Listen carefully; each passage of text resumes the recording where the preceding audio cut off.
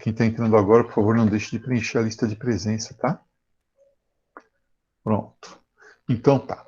É preciso pensar um pouquinho na Rússia. Bom dia, Lucas. É preciso pensar um pouquinho na Rússia, logo depois da implosão da ex-União Soviética, né? A União Soviética acabou oficialmente em 1991 e a própria formação da Rússia ao longo da sua história foi muito baseada em conquistas a partir do Principado de Kiev, né? No Principado de Moscóvia, aquele pedaço lá. Aí, esse país que foi se formando, a Rússia, né? O Império Russo, no caso, ele foi conquistando áreas em que já estavam ali outros povos com uma tradição bastante longa, sabe? Às vezes uma tradição até milenar, né? Uma identidade cultural muito clara. Pois bem, aí veio a Revolução Russa de 1917, né? Essas etnias acabaram ficando meio livres durante algum tempo, tá? Por exemplo, ali nos países bálticos, né? Aí vem a Segunda Guerra Mundial, nova expansão, que foi depois meio que, a gente já falou sobre isso, né? Fazendo ali a chamada russificação, né? Quer dizer, Stalin fez muito isso. Ele mandava um monte de russos brancos, né, chamados grão-russos, da etnia russa, para essas áreas, né, que iam sendo incorporadas, e pegava a população daquela área que tinha morado sempre lá e mandava para outras áreas. E assim ele misturava as populações, né? E isso produziu o aparecimento de minorias russas significativas em vários pontos da então União Soviética. Só que tinha o caldeirão ali do Partido Comunista, né, segurando tudo. Eis que, em 91, acaba a União Soviética e nasce a Rússia, né, do Boris Yeltsin, Alexander Medvedev e Vladimir Putin. Aí nós temos a chamada desunião soviética, né? Num certo momento, aqueles lugares em que havia uma presença europeia maior, europeia no sentido de minorias étnicas não russas, ou da proximidade com o projeto de integração com a Europa, como as repúblicas bálticas, por exemplo, né? Estônia, Letônia, Lituânia, a Ucrânia, a Bielorrússia, aquelas repúblicas muçulmanas da Ásia Central, Cazaquistão, Uzbequistão, Tadiquistão, né?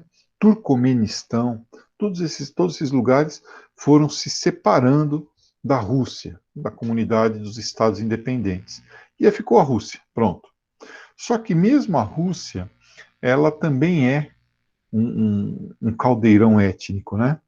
E tem uma região especificamente dentro da Rússia chamada Cáucaso, ali a leste do Mar Negro, né? Aquele pedacinho de mundo ali, que são montanhas, e você sabe que relevo montanhoso acaba criando um isolamento daquela população e unindo muito aquele grupo étnico, né?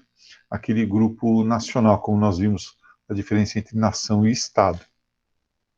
Pois bem, dentro desse lugar do Cáucaso, não, ainda não, Guilherme, obrigado. Daqui a pouquinho eu já vou apresentar. Obrigado por me lembrar, mas essa é uma parte introdutóriazinha só. Dentro dessa região do Cáucaso, mas muito obrigado.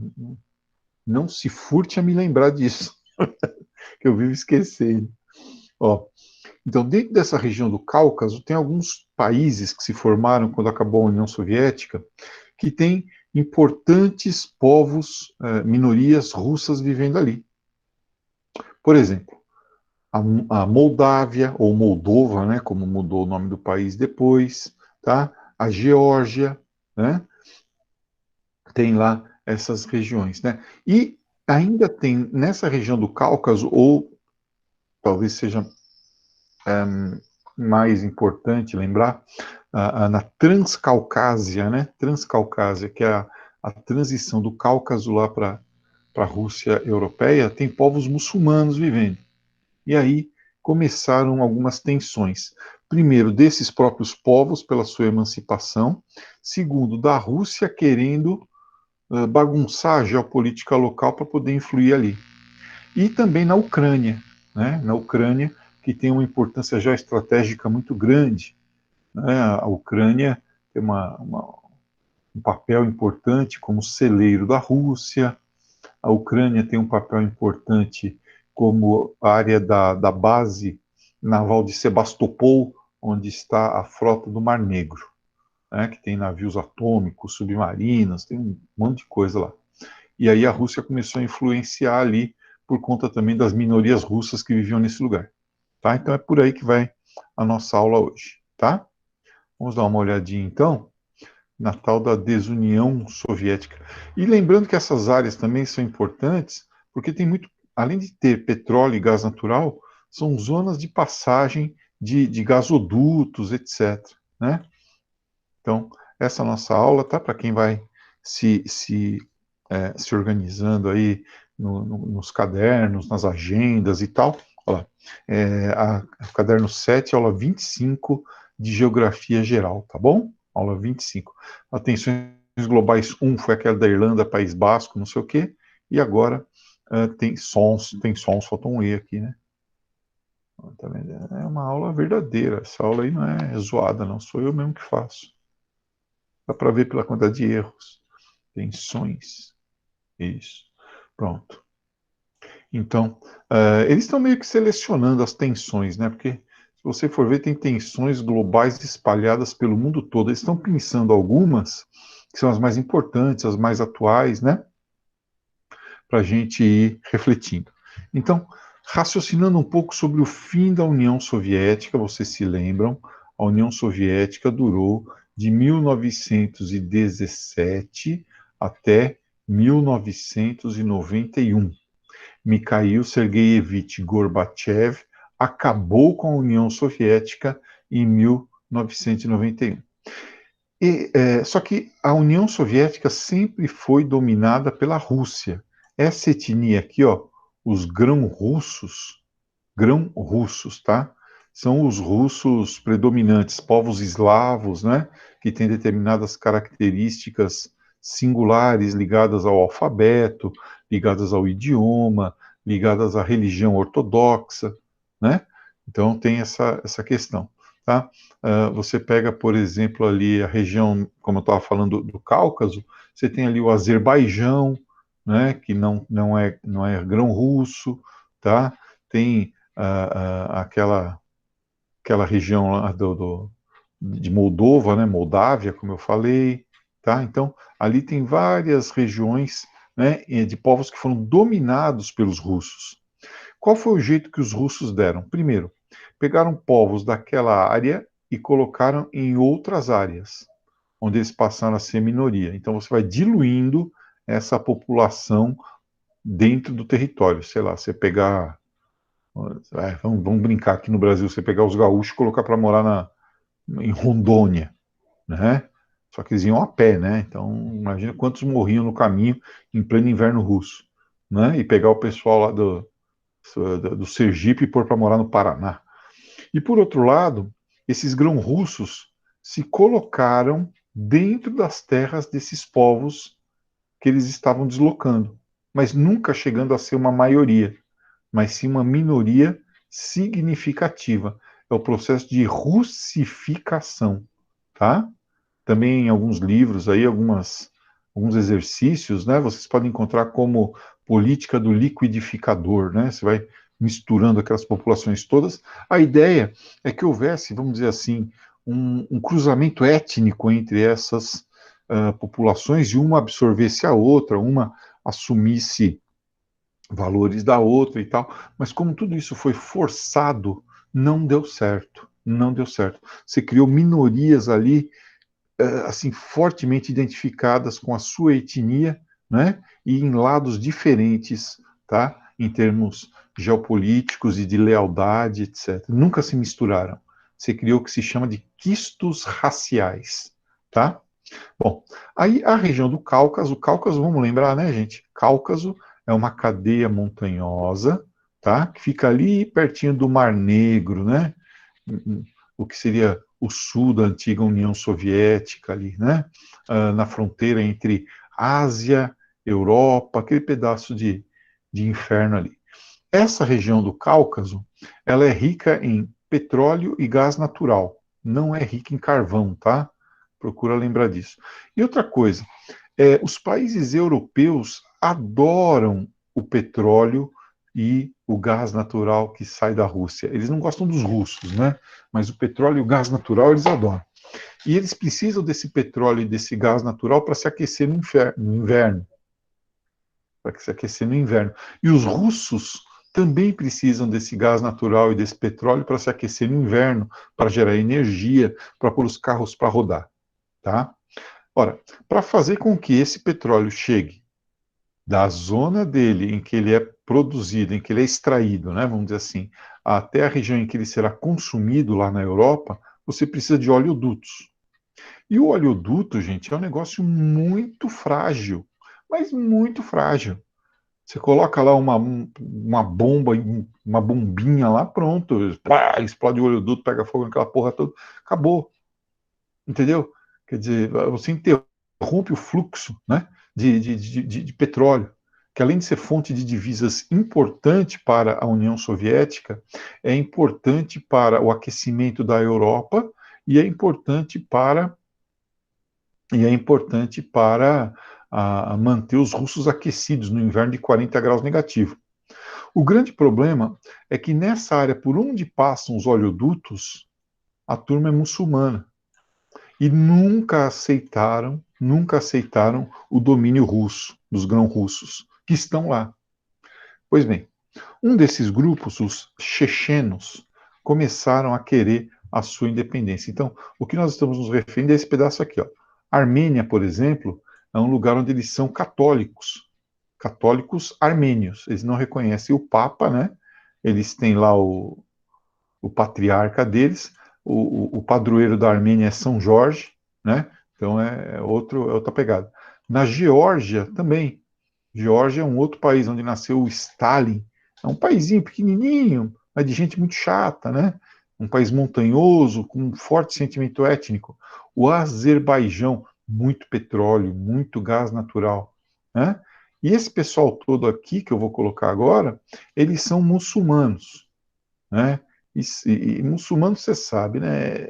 Dependendo do segmento, né, da religião muçulmana, eles têm um sentimento também muito forte, principalmente quando eles foram oprimidos durante muito tempo, né? Cazaquistão, Uzbequistão, Kirguistão ou Kirguísia, Turcomenistão, tudo isso aqui era União Soviética. E agora são países independentes. Países independentes, tá? A região que eu estou me referindo, então, é essa daqui, né? A região do Cáucaso, é mais ou menos, né? Isso aqui, tá certo? Transcaucásia, né? Essa região toda. Aqui seria a Ásia Central Muçulmana, ex-soviética, né? A Rússia continua sendo o maior país do mundo, com 12 milhões de quilômetros quadrados, tá? Só que quando você vê aqui escrito Rússia, não imagine que aqui moram russos. Aqui moram tártaros, aqui moram, enfim, todo tipo de etnia diferente. Esses três aqui, ó, são os chamados países bálticos, que sempre tiveram uma tradição de proximidade com a Europa, né? Estônia, Letônia e Lituânia. A Bielorrússia ou Belarus está aqui, ó, são russos brancos, né? São os chamados primeiros russos, né? Grão-russos. Eles estão com um problema sério aí que está tendo eleição esse ano, esses dias, né? Inclusive, tem um cara que governa aí, e é um ditador, um cara super autoritário e tal, e conseguiu se reeleger. A Moldávia é um país também onde temos tensões, né? Ao Mar Negro está aqui, ó, tá? E a Ucrânia é onde o bicho também está pegando. Eu vou mudar até a cor de novo para vocês verem aonde está pegando. Aqui, ó, na fronteira entre a Ucrânia e a Rússia, né? A região de Donetsk. E aqui, nessa penínsulazinha, a península da Crimeia, tá? Então temos choques importantes acontecendo aí, inclusive com filmes no Netflix, o que é muito bom, né? Eu gosto do cinema cinema épico daquela região, né? Então é isso. Então, vejam que temos muita briga aqui, né? Muito problema acontecendo na ex-União Soviética. Desses problemas, ele pegou alguns. Por exemplo, a Chechênia, né? A Chechênia é dominada pelos muçulmanos, a maioria da população é muçulmana, mas aconteceu lá aquele processo de russificação. E a Chechênia quer a sua independência. Por que, que a Rússia não deixa? Primeiro, por conta dos oleodutos que passam pela Chechênia. Tá? Se o cara decide cobrar pedágio pelo oleoduto, ferrou. Tá? Então, é uma região montanhosa, né? O pessoal que luta pela independência vai para as montanhas e ninguém consegue pegá-los. Tá? Além disso, eles recebem também mujahidins, né? Guerreiros muçulmanos de outros países ali da região que vão para lá para lutar contra os russos numa espécie de cruzada, vamos dizer assim, né? De guerra santa. Né? Então, o petróleo que sai do Mar Cáspio vai para Moscou via oleodutos que passam pela Chechênia. Então, esse aqui é um problema. Além disso, os russos nunca permitiram que os chechenos tivessem realmente a sua independência, porque senão poderia virar uma palhaçada, ia virar festa, né? Ia virar bagunça, na visão dos russos, naturalmente. Que aí outras etnias também poderiam, digamos assim, tentar a sua independência. Então, os russos estão sempre combatendo esse processo. Inclusive, os chechenos, eles tentam, às vezes por atos terroristas, né, chamar atenção para a causa deles. Eles já ocuparam uma escola, e aí teve um monte de gente morta, foi no primeiro dia de aula, que lá na Rússia o primeiro dia de aula é comemorado, é uma festa, né? Ao contrário da gente que comemora o primeiro dia de férias, o último dia de aula. E eles também, uma vez, tentaram ficar num cinema, né? Eles foram um monte de terrorista no meio de um cinema, todos eles com bombas e tal. Aí o pessoal da Rússia jogou gás do sono dentro do cinema, só que numa quantidade tão grande que matou todo mundo. Matou, inclusive, os não terroristas que estavam lá, tá? E já foram aí 100 mil mortos, né? O que não é um número tão grande, só de Covid-19, o Brasil já está batendo 130 mil, tá? E nós não estamos lutando pela nossa independência, né? E eles, então, adotam as zonas de refúgio nas montanhas e os ataques terroristas, seguindo aí mais ou menos o padrão, né, dos muçulmanos ao redor do mundo, com homens-bomba, etc. Fora da Rússia, inclusive, para chamar atenção à causa deles, tá? A capital é aqui, ó, Grozny. Né, ó, Grozny, certo? A capital da Chechênia é Grozny. O petróleo, lembra? Sai dessas regiões aqui, ó, Azerbaijão, Armênia, Daguestão, né? E esses oleodutos, então, vão passar por aqui, ó, ok? Depois, outro país, a Geórgia. A Rússia fez uma sacanagem muito grande. Quando estava tendo a Olimpíada de 2008 lá em Pequim, a Rússia invadiu a Geórgia para que o mundo não prestasse muita atenção nesse conflito. E o mundo realmente não prestou muita atenção nesse conflito, né? Quase não teve espaço no noticiário. Tá? Então, a Geórgia tem uma região lá, ou duas, né? Aqui, ó, vamos ver elas aqui. Ó, a Geórgia, então, tem aqui a Ossétia do Norte, que é russa, certo? Agora, né, invadida pelos russos. E aqui tem a Ossétia do Sul, né, que faz parte do território georgiano, mas que é predominantemente, ou que tem uma minoria significativa de russos, vamos dizer assim. Tá? E a Rússia quer que essa Ossétia do Sul, que está em território georgiano, se junte à Ossétia do Norte. Tá? Então, a forte influência aí, né, ó, Abkhazia ou Abcásia e Ossétia do Sul, a Rússia, as duas na Geórgia, né, essas duas regiões na Geórgia, a Rússia quer que se junte à Rússia mesmo. Né? Em 2008, os russos que moram na Geórgia do Sul e na Abcásia declaram sua independência e imediatamente são reconhecidos pelo governo russo, que manda tropas para lá para poder defender esse território. Tem até um filme que fala sobre isso, é um filme bem bacana, né, que fala sobre o papel dos jornalistas em zonas de guerra, tal. Depois eu passo para vocês o nome, né, que mostra aí essa invasão da Rússia lá em 2008, aproveitando-se, eu repito, da Olimpíada de Pequim. Então, Rússia e Geórgia, ó, cortam relações diplomáticas, né, até porque o sonho da Geórgia é ser admitida na União Europeia, né? E até hoje tem esse contencioso lá. A Rússia controlando a Abkhazia e a Ossétia do Norte e querendo invadir a Ossétia do Sul, ou ocupando, vamos dizer assim, a Ossétia do Sul, tá? E por outro lado, a Rússia do Vladimir Putin dizendo que a Geórgia apoia grupos terroristas locais. Mas em termos militares, essa guerra é completamente assimétrica, né?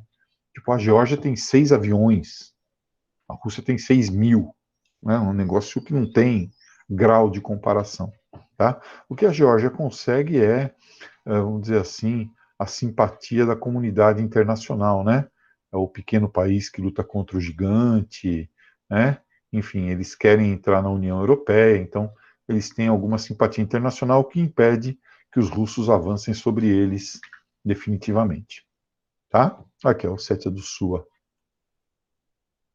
aqui é o Ossétia do Sul, né? Vocês lembram que aqui fica a Ossétia do Norte, né? E aqui a Abkhazia, tá?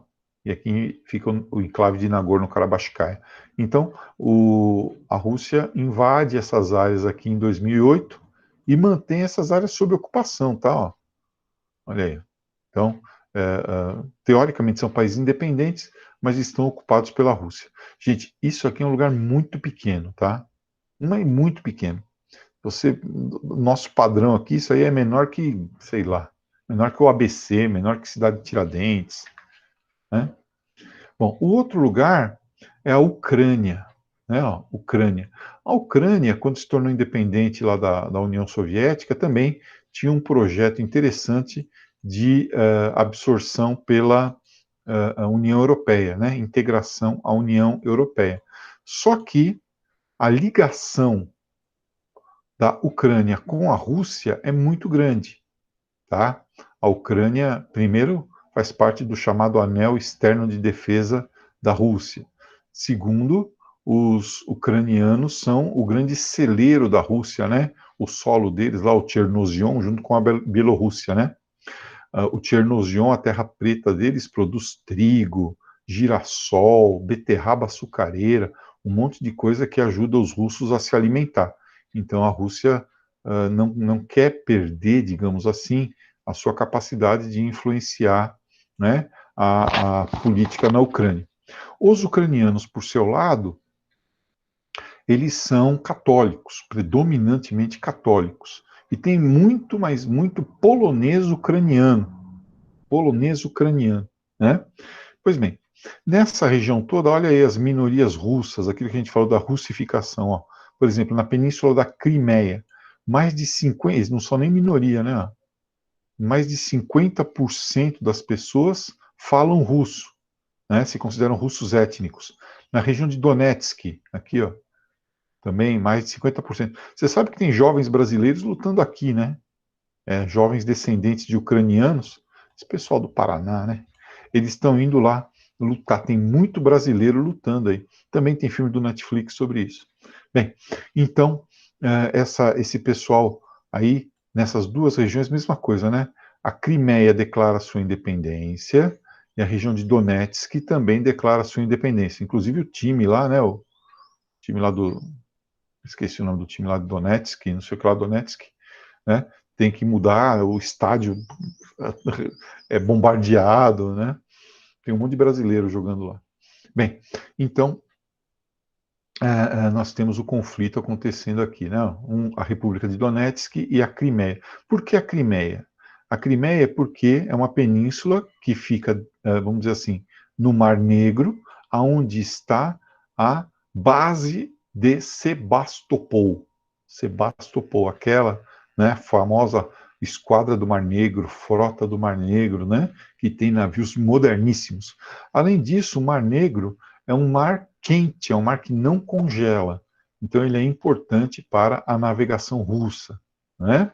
E também tem o rio aqui, o Dnieper, né? Ó, que vai levar produtos até aquela região ali, tá? Então, levar e trazer, né? Então, é uma importante artéria comercial.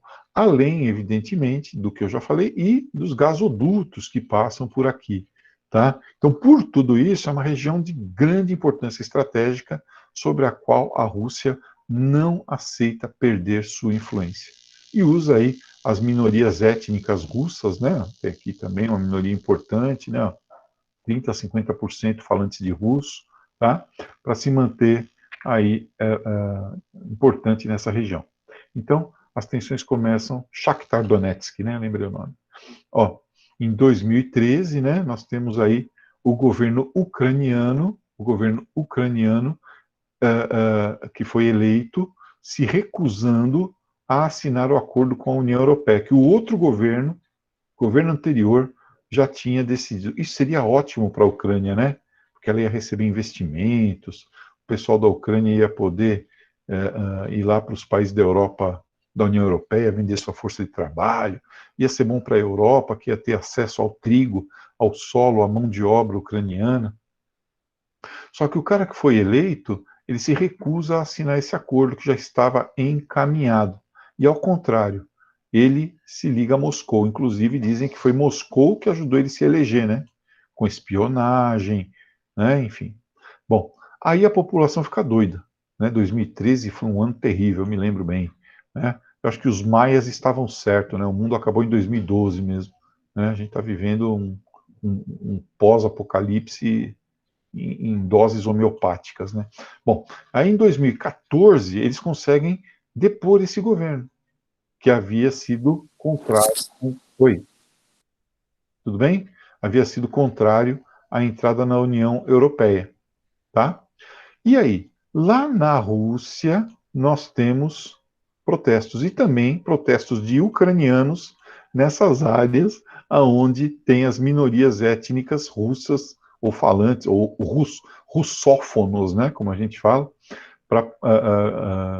querendo a volta daquele governo lá. Então aí já virou bagunça. Diante desse impasse, as regiões de Donetsk, Lugansk e Crimeia declaram sua independência, tá? Se declaram independentes, com o apoio da Rússia, com o apoio do Vladimir Putin. E aí começa uma guerra que se prolonga até hoje, né? Uma guerra que se prolonga até hoje e que não tem muita perspectiva de acabar, não. Aquela guerra de baixo impacto, sabe? Tem muitas aí pelo mundo, né? Em que é o exército ucraniano contra o exército nacionalista desses caras apoiados pela Rússia. Então eles ficam lá, um dá tirinho no outro dá tirinho no um, explode uma granada aqui, uma granada ali, mas o problema não se resolve, a gente até esquece que esse conflito está acontecendo. Tá? Ó, dá uma olhada aqui só na questão da Crimeia, né? Ó, na questão da Crimeia. Embora tenha quase 60% de russos, nós temos também os ucranianos, os tártaros, que são asiáticos, né? Além de ser aquele negócio que dá na gengiva. Olha lá, os tártaros mongóis, tá? Que são números importantes. Numa população de 2 milhões de pessoas, é bastante gente, não é pouca gente. Então, aqui em 2 milhões, né, 1 milhão e tananã é de russos étnicos, que não querem ser mandados pelos ucranianos. E esses ucranianos não querem, no território deles, que os russos mandem, já que eles são 45 milhões e aquela região pertence, teoricamente, ou pertencia, não se sabe agora o status, né, à Ucrânia. Tem uma república determinada aí, né, os tártaros, né, asiáticos de origem turca aqui, ó, tá? Fala turca, religião muçulmana. Tem uma república aí que só a Rússia reconhece, né, atualmente. Então tem bandeira, etc. Mas também lá em Donetsk e Lugansk também, tá? Então tá aqui a Península da Crimeia, ó. Ela controla aqui o Mar Negro, né, que depois vai desembocar lá no Mar Mediterrâneo, e aqui é o Mar de Azov, né, um mar também importante. tá? Aqui as duas outras regiões, né? Lugansk, onde tem também uma república reconhecida pela Rússia, junto com Donetsk, né? Tá bem na fronteira com a Rússia, ok?